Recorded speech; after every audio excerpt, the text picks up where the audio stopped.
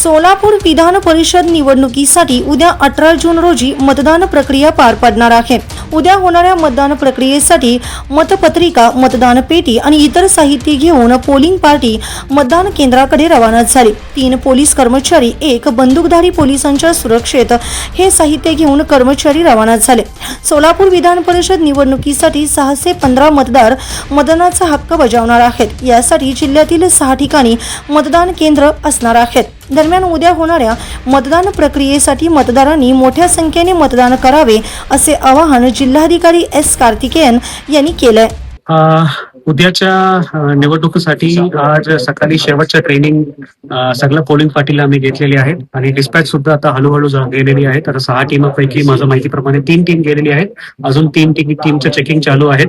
प्रशिक्षण झालेले आहेत, पूर्णपणे आम्ही प्रशिक्षण दिलेले आहेत आणि उद्याच्या सगळं मतदान केंद्राच्या आता भेट सुद्धा माझं 4 मतदान केंद्राच्या भेट सुद्धा झालेल्या, अजून 2 मतदान केंद्राच्या आता मी भेट देणार आहे आणि आमच्या ट्रेनिंग डिस्पॅच सगळे विषय झालेले आहेत। सुरक्षेची काय खबरदारी घेतली?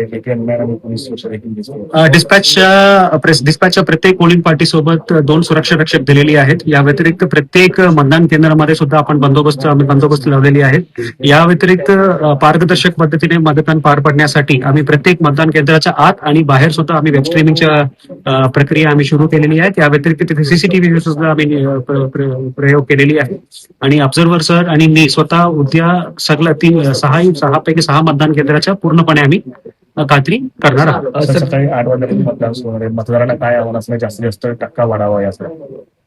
आमच्याकडे 616 मतदारापैकी 1 मतदाराचं निधन झालेले आहे। 615 मतदार आहेत। 615 मतदारांना मी सगळ्यांना आवाहन करतोय की उद्या होणारे मतदानच्या सकाळी 8 वाजतापासून 4 पर्यंत आहेत आणि तुमच्या हा कालावधीमध्ये येऊन तुमचा हक्क बसवा।